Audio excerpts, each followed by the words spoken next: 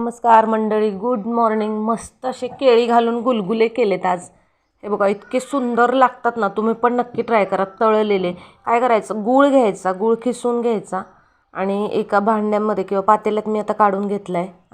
आता बघा, हे केळ आहे किंवा बनाना, एकदम पूर्ण पिकलेलं केळी घ्यायची, ती अशी या गुळासोबत मॅश करून घ्यायची.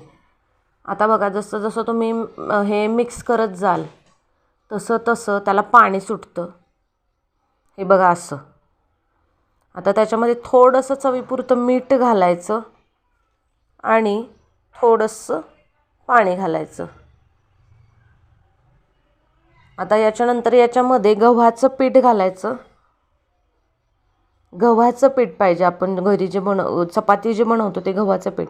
आणि तिथं जे सुटलेलं पाणी आहे गुळाला, त्या पाण्यामध्ये बसेल एवढंच पीठ घालायचं. आता त्याच्यामध्ये लास्टला थोडासा रवा घालायचा आणि एकसारखं असं मिक्स करून घ्यायचं.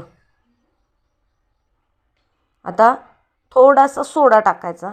सोडा ऑप्शनल आहे, पण छान स्पॉन्जी होतात त्याने. आणि बघा, आता तेलामध्ये मस्त असे तळून घ्यायचे. एक 10-15 मिनटं रेस्ट करायला ठेवलं तरी चालेल, आणखीन खूप छान होतात. आता काही काही लोक ओव्हरनाईट पण ठेवतात. बघा, तळून घ्यायचे आणि एक नंबर लागतात हे केळीचे गुलगुले गव्हाच्या पिठाचे. तुम्ही पण एकदा नक्की ट्राय करा. हे मस्त असे गोल आपण वडे तळतो तसे तळून घ्यायचे. अशा प्रकारे आपले गुलगुले तयार.